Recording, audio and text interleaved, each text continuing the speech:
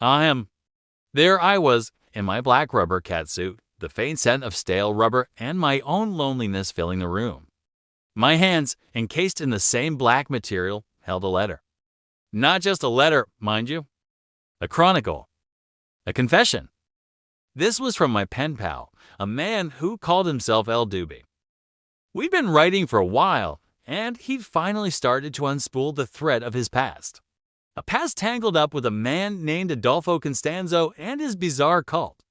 My dearest Reamer, the letter began, you ask about the end. The real end. Not the one you read in the papers. It was a madhouse. The police were everywhere, their sirens wailing like banshees. We were holed up in that house in Mexico City, me and Adolfo and Sarah and the others.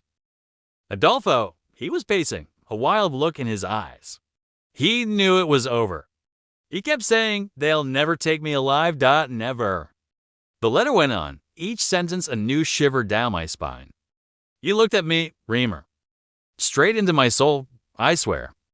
He held out the machine gun. Do it, Duby, he said, his voice flat, emotionless. Kill me. You do it. Don't let them take me. I couldn't. My hands were shaking. I was a follower, a believer, but not a killer. Not a real killer. Not like that. But he wouldn't let up. He kept yelling at me, pushing the gun into my hands. Do it. My pen pal's writing, scrawled and hurried, desperate strokes, described the final moments. I closed my eyes. The sound. It was deafening. The machine gun rattled, and then it was over. Adolfo fell. And Martin Quintana, too. I don't know why I shot him. Maybe it was just the madness of it all. The world just went silent after that. All the screaming and the wailing and the sirens. Just silence. And then they were there, the police. And it was over. I laid the letter down, my mind reeling. My pen pal, Duby, a man who wrote to me about his favorite books and the food he missed, had been the one to pull the trigger. But he was more than that.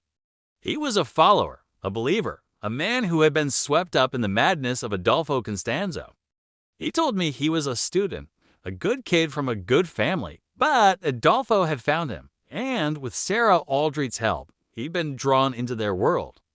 A world of human sacrifice, of Santeria rituals, of a twisted belief that they were all invincible. He spoke of the fear, the kind that freezes you in place, the kind that makes you do things you'd never dream of. He wasn't a monster, but he had done monstrous things. He was just a man caught in a terrible web, pushed to the brink by someone else's madness. He was just a guy who had made a bad choice, and now he was paying the price. I folded the letter carefully, placing it back in its envelope. The story, a twisted tapestry of loyalty, violence, and tragedy, was complete, and I, the Reamer, was the lonely repository of it all. I had to thank Frank B. Productions and April for viewing and watching. I encourage you all to keep watching, because there are more stories to be told. This video on drawing a street in one point perspective might be a good starting point for a visual artist interested in the concept of street perspectives. 101.